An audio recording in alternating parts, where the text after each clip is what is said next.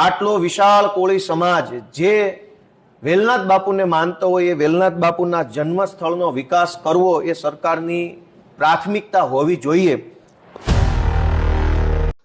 Hello નમસ્કાર મિત્રો, મારી યુટ્યુબ ચેનલ જનતાનો અવાજમાં તમારું બધાનું હાર્દિક સ્વાગત છે।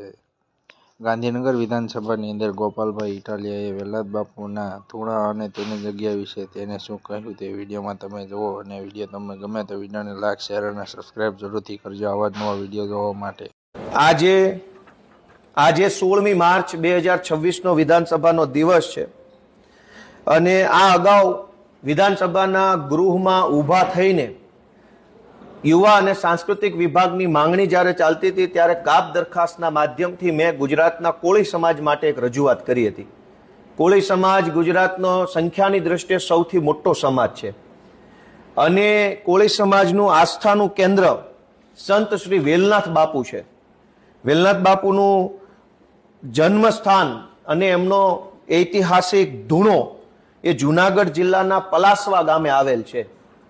જે સંત શ્રી વેલનાથ બાપુને ગુજરાતભરનો કોળી સમાજ ખૂબ શ્રદ્ધા અને આસ્થાથી માને છે, એવા સંત વેલનાથ બાપુના ધૂણાનો આજ દિવસ સુધી ગુજરાતની ભાજપની સરકારે કોઈ વિકાસ કરેલ નથી।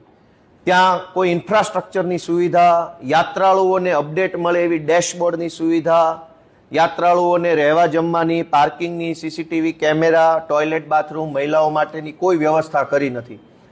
આટલો વિશાળ કોળી સમાજ જે વેલનાથ બાપુને માનતો હોય એ વેલનાથ બાપુના જન્મસ્થળનો વિકાસ કરવો એ સરકારની પ્રાથમિકતા હોવી જોઈએ, પણ દુર્ભાગ્યવશ રીતે આ પલાસવા ગામે આવેલા વેલનાથ બાપુના ધૂણાનો વિકાસ થયો નથી। એટલે હું તારાંકિત પ્રશ્ન પૂછીને સરકારના ધ્યાન ઉપર લાવવા માંગતો હતો કે આ ધૂણાનો વિકાસ ક્યારે કરશો અને અત્યાર સુધી નથી કર્યો તો હવે પછી શું આયોજન છે, પરંતુ મારો આ પ્રશ્ન નામંજૂર થયો હોવાથી આ પ્રશ્ન બાબતે કોઈ ચર્ચા વિચારણા કંઈ થયેલ નથી ગૃહમાં કે કોઈ મને જવાબ મળેલ નથી। પરંતુ આ પબ્લિક પ્લેટફોર્મના માધ્યમથી સરકારને વિનંતી છે કે આમ તો કરોડો રૂપિયા ખૂબ વેડફી નાખવામાં આવે છે, પરંતુ સંત શ્રી વેલનાથ બાપુના ધૂણાનો જો વિકાસ કરવામાં આવે પલાસવા ગામે તો મને એવું લાગે છે કે દેશ વિદેશના શ્રદ્ધાળુઓ અને યાત્રાળુઓ સંત શ્રી વેલનાથ બાપુના સમાજના યોગદાન વિશે જાણી શકશે। Thank you.